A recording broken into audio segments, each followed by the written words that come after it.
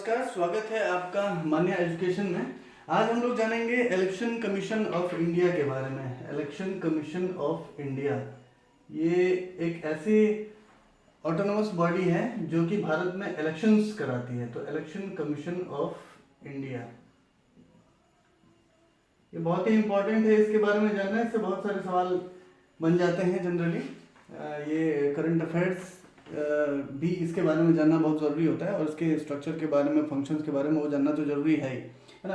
तो सबसे पहले ये जान लें कि इलेक्शन कमीशन ऑफ इंडिया जो है वो आर्टिकल 324 के अनुसार देश में एक्टिव है। एक संवैधानिक बॉडी है, कॉन्स्टिट्यूशनल बॉडी है, जहाँ पे आर्टिकल 324 में इलेक्शन कमीशन के होने का जिक्र किया गया है। तो ये हमारे संविधान में है, इसलिए संवैधानिक बॉडी है। एक ऑटोनोमस अथॉरिटी है। ऑटोनोमस अथॉरिटी यानी अपने डिसीजन ये खुद ले सकती है।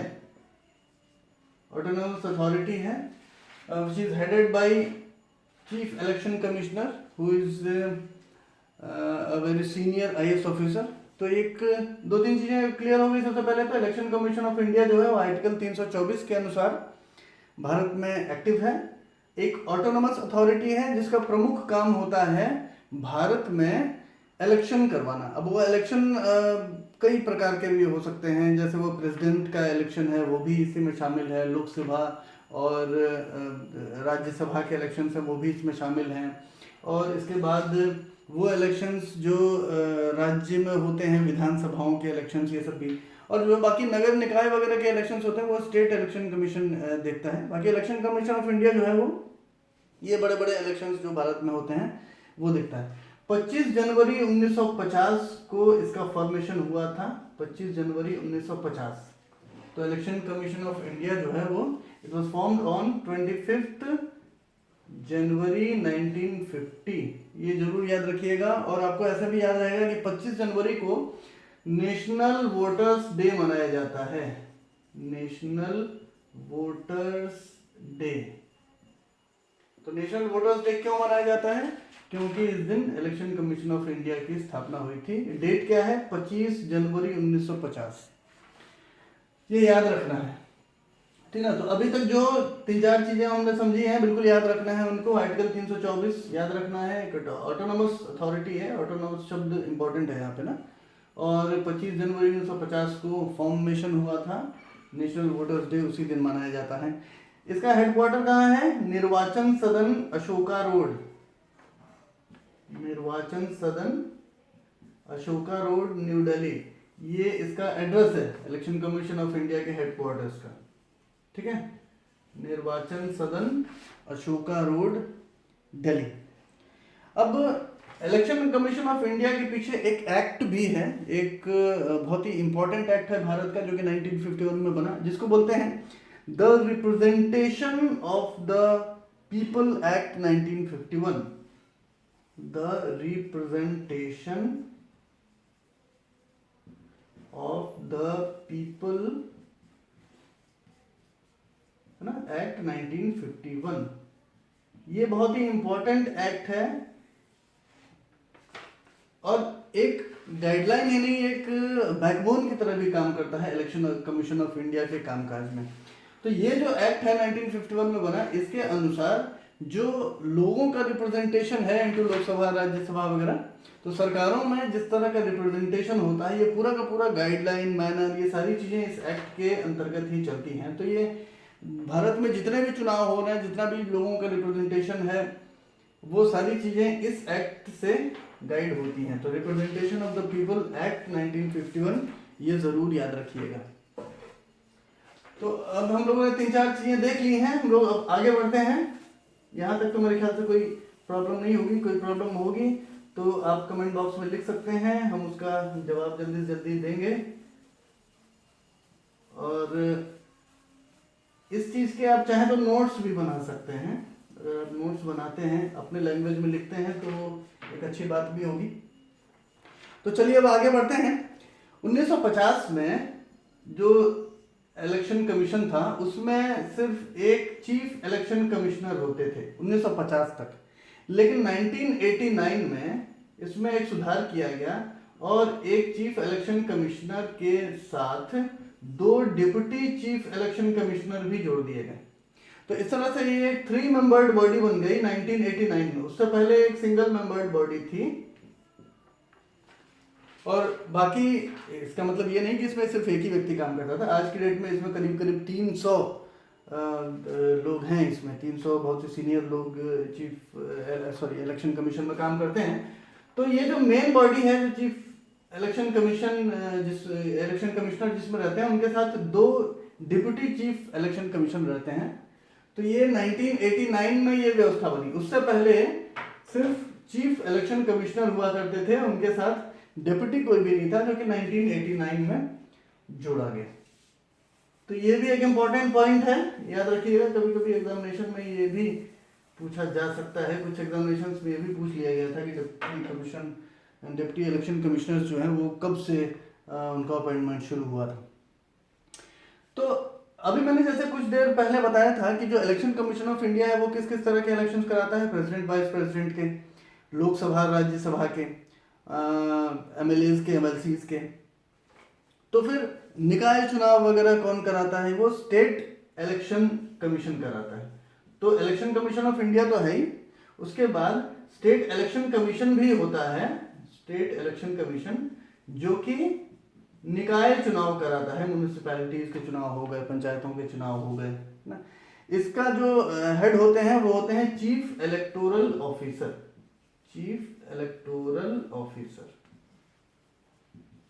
ठीक है। ये स्टेट इलेक्शन कमीशन के हेड होते हैं। तो ये एक नया पॉइंट है, इसको भी याद रखिएगा। अब आगे बढ़े हम लोग, आगे बढ़ते हैं। फंक्शंस देखते हैं इलेक्शन कमीशन ऑफ इंडिया के। फंक्शंस क्या हैं? ये बहुत ही इंपॉर्टेंट है। ये प्री एग्जामिनेशन हो, मेन एग्जामिनेशन हो, सबके लिए बहुत इंपॉर्टेंट है कि इलेक्शन कमीशन ऑफ इंडिया के फंक्शंस क्या होते हैं। सबसे पहला तो फंक्शन ये है जो कि आर्टिकल 324 के अनुसार दिया गया है, वो है कंडक्टिंग इलेक्शंस, है ना। तो इलेक्शंस को कंडक्ट करना ये प्राइमरी जिम्मेदारी है। ये प्राइमरी जिम्मेदारी है इलेक्शन कमीशन ऑफ इंडिया का कि कंडक्ट किया जाए इलेक्शंस को। क्या क्या किया जाए इसमें? सुपरिटेंडेंस किया जाएगा,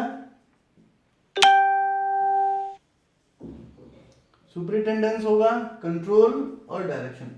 तो superintendence, control and direction of elections in India, ये आर्टिकल 324 के अनुसार ये फंक्शन बताया गया है इलेक्शन कमीशन ऑफ इंडिया, ठीक है ना। ये पहली चीज होगी। दूसरी चीज है inclusion and exclusion of names in electoral rolls. Inclusion, exclusion, नाम जोड़ना, नाम काटना वोटर लिस्ट में, है ना, इन इलेक्टोरल रोल्स। तो लोगों के नाम जोड़ना, काटना, ये सारा फंक्शन जो है वो इलेक्शन कमीशन ऑफ इंडिया करता है। ये आर्टिकल 325 के अनुसार करता है, ठीक है ना। तो आर्टिकल 324, 325 के अनुसार क्या क्या होता है? आर्टिकल 324 जो कंडक्टिंग इलेक्शंस, जो वहां पे जो सुपरिटेंडेंस, कंट्रोल एंड डायरेक्शन वाला काम है। आर्टिकल 325 के अनुसार इंक्लूजन, एक्सक्लूजन इन इलेक्टोरल रोल, ये काम है इलेक्शन कमीशन ऑफ इंडिया का। उसके बाद जो अगला महत्वपूर्ण काम है वो है रजिस्टर या डी रजिस्टर करना पॉलिटिकल पार्टीज को। रजिस्टर, डी रजिस्टर किसको करना? पॉलिटिकल पार्टीज को। ये इंपॉर्टेंट चीज है। तो पार्टीज को पॉलिटिकल पार्टी बनानी होती है तो उसका registration election commission of India में होता है। पॉलिटिकल पार्टी खत्म करनी होती है तो भी उसका डी रजिस्ट्रेशन की जो प्रोसेस है वो इलेक्शन कमीशन ऑफ इंडिया ही करती है, ठीक है। उसके बाद है चुनाव के वक्त enforce the model code of conduct. Enforce the model code of conduct. तो एमसीसी को लागू करना, उसको एनफोर्स करना, उसका पालन हो रहा है कि नहीं हो रहा है, ये सब चीजें देखना चुनाव के वक्त में। चुनाव जब आचार संहिता लग जाती है उसके बाद की बात कर रहा हूं, तो वहां पे ये पूरा काम इलेक्शन कमीशन ऑफ इंडिया करता है। नेक्स्ट काम क्या करता है? इलेक्शन एक्सपेंसेस को चेक करता है। तो अगला मैं यहां लिख देता हूं।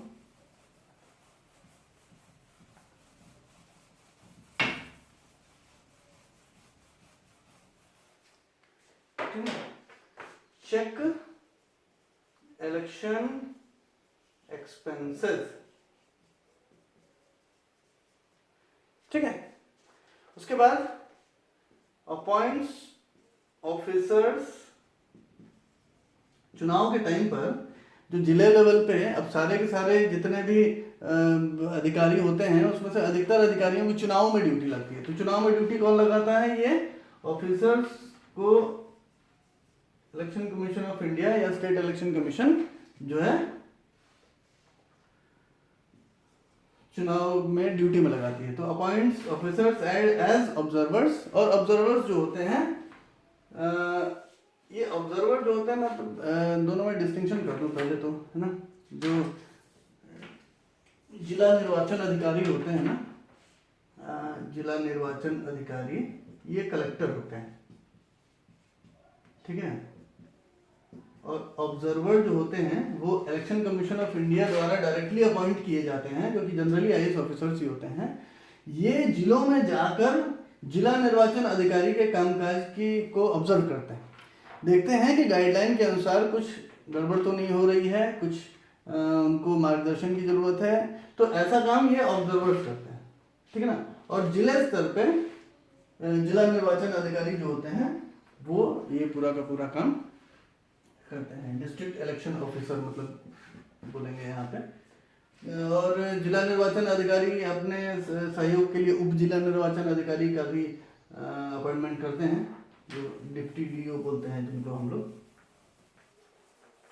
तो ये अपॉइंट्स ऑफिसर्स एज ऑब्जर्वर। तो ऑब्जर्वर जो होते हैं वो जिले स्तर पे काम कर जाके देखते हैं कि सही चल रहा है या नहीं चल रहा। नेक्स्ट जो फंक्शन है वो है advise about the disqualifications. Advise about disqualifications, जो कैंडिडेट चुनाव लड़ रहे हैं उनकी डिस्क्वालिफिकेशंस किस तरह से हो सकती है उसके लिए एडवाइस देना, ये इनका है इलेक्शन कमीशन ऑफ इंडिया का काम है, ताकि आगे चल के इस तरह के रूल्स बनाए जा सके कि कौन क्वालिफाई करेगा, कौन चुनाव लड़ सकता है, कौन चुनाव नहीं लड़ सकता। चुनाव लड़ने के बाद क्या क्या ऐसे पॉइंट्स हैं जहां पे किसी भी चुने हुए प्रतिनिधि को हटाया जा सकता है या फिर उनके ऊपर कोई कार्रवाई की जा सकती है। ये सारी चीज़ों के जो एडवाइस होते हैं ये इलेक्शन कमीशन ऑफ इंडिया देता है। उसके बाद एडवाइस टू कोर्ट्स, है ना, about post electoral disputes. Election के बाद यदि कोई डिस्प्यूट होता है तो कोर्ट में जाता है मामला, है ना। अब कोर्ट में जाता है मामला तो कोर्ट कंसल्ट करती है इलेक्शन कमीशन ऑफ इंडिया से। तो इलेक्शन कमीशन ऑफ इंडिया जो है वो एडवाइस करती है कोर्ट्स को। तो कितने सारे हम लोगों ने अभी देख लिए फंक्शंस। पहला फंक्शन तो हम लोगों ने ये देखा, conducting elections, superintendence, control and direction. दूसरा था inclusion and exclusion of names in electoral roll. फिर है register deregister of political parties. फिर हुआ enforce the model code of conduct in elections. फिर होता है चेक इलेक्शन एक्सपेंसेस। फिर है appointment of officers as observers. फिर है एडवाइस अबाउट द डिस्क्वालिफिकेशंस। फिर है advice to the courts about post electoral disputes. तो ये कुछ फंक्शंस थे। इसके साथ मैं ETC एक्सेट्रा भी लिख देता हूं, क्योंकि ये सारे के सारे फंक्शंस तो नहीं है लेकिन मेन फंक्शंस यही हैं। तो ये सारे के सारे फंक्शंस आपको याद रखने हैं। अब हम लोग आगे बढ़ते हैं और थोड़ा बहुत जानते हैं कि चीफ इलेक्शन कमिश्नर जो होते हैं वो क्या होते हैं। तो चीफ इलेक्शन, पूरा लिख देता हूं, चीफ इलेक्शन कमिश्नर, इनके बारे में जान लेते हैं हम। इनका जो अपॉइंटमेंट होता है वो होता है प्रेसिडेंट के द्वारा। तो अपॉइंटेड बाय प्रेसिडेंट। तो प्रेसिडेंट के सिग्नेचर और सील के साथ इनका अपॉइंटमेंट होता है। दूसरा है इनका टेन्योर। टेन्योर होता है 6 साल का या फिर 65 साल की एज तक।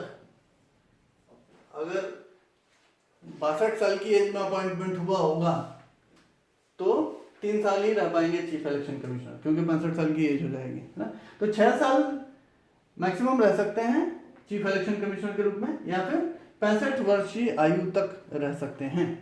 इनका जो स्टेटस होता है चीफ इलेक्शन कमिश्नर का वो होता है सेम एज जज of supreme court, same as जज ऑफ सुप्रीम कोर्ट, ठीक है। और रिमूवल जो होता है, इनको हटाना, यदि इनकैपेसिटी है, अच्छा रिमूवल किस लिए होता है, इस तरह के जितने भी अधिकारी हैं या फिर इस तरह के जितने भी पोस्ट हैं, जो संवैधानिक पोस्ट हैं, वो हटाए कैसे जाते हैं, किन ग्राउंड्स पर हटाए जाते हैं, प्रूवन मिसबिहेवियर और इनकैपेसिटी, है ना, या तो उन्होंने कुछ ही बहुत ही गलत काम कर दिया हो ना, प्रूवन मिसबिहेवियर और इनकैपेसिटी, और या फिर वो अपनी कैपेसिटी खो चुके हो उस पोस्ट को होल्ड करने की।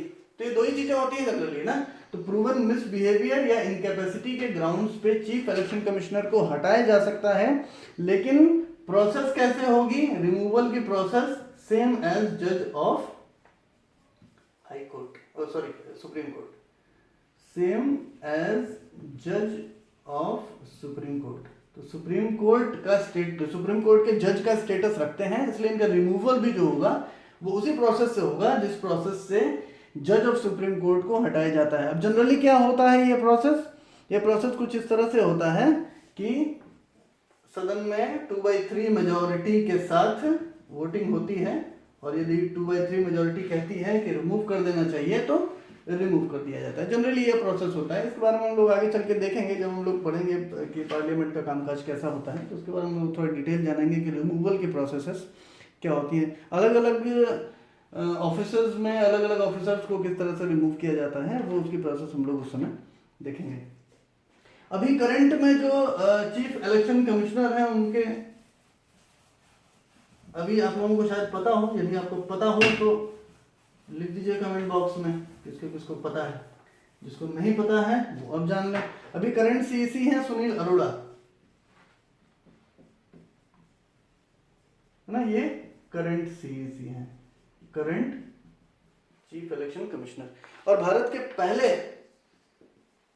सीईसी कौन थे, जिसको पता है वो बता दीजिए, नहीं पता है तो आप जान जाइए, सुकुमार सेन, 1950 में बने थे, 1958 तक थे, तो फर्स्ट सीईसी सुकुमार सेन थे। अभी करंट में सुनील अरोड़ा करंट सीईसी हैं, करंट चीफ इलेक्शन कमिश्नर हैं। एक और चीज मैं आपको जल्दी से फटाफट बता देता हूँ, 2019 के लोकसभा और विधानसभा चुनावों में, है ना, लोकसभा और असेंबली इलेक्शंस में एक ऐप का यूज किया गया था जिसका नाम था सी विजिल, है ना।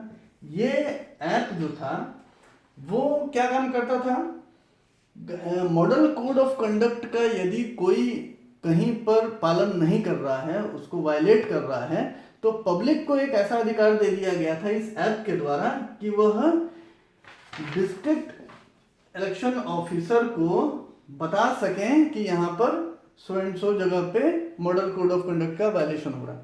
तो इस ऐप में फोटो खींचने की और वीडियो बनाने की सुविधा दी गई थी, जिससे डिस्ट्रिक्ट लेवल पे शिकायत की जा सकती थी, और यह शिकायत जो है वो गश्ती दल को दे दी जाती थी, और इस तरह से मॉडल कोड ऑफ कंडक्ट का वायलेशन पकड़ लिया जाता था। तो एक बहुत ही सक्सेसफुल काम चालू किया था 2019 में इलेक्शन कमीशन ऑफ इंडिया ने, और इस सिस्टम का, इस ऐप का नाम था सी विजिल। इसके बारे में जाके आप गूगल में पढ़िएगा जरूर, इसके बारे में भी हो सकता है आगे चल के आपसे कोई सवाल पूछे, या तो जनरल नॉलेज के लिए ये भी बहुत ज़रूरी था। तो ये था चीफ इलेक्शन कमिश्नर के बारे में। तो इलेक्शन कमीशन ऑफ इंडिया के बारे में ये हम लोगों ने आज देखा। मेरे ख्याल से आपको काफ़ी कुछ एक ओवरव्यू मिल गया होगा कि इलेक्शन कमीशन ऑफ इंडिया क्या है, क्या फंक्शंस हैं, कैसे काम करता है, क्या स्ट्रक्चर है। आपके कोई सवाल हो तो कमेंट बॉक्स में ज़रूर लिखिएगा। हमारे चैनल को सब्सक्राइब करना कृपया मत भूलिएगा। धन्यवाद।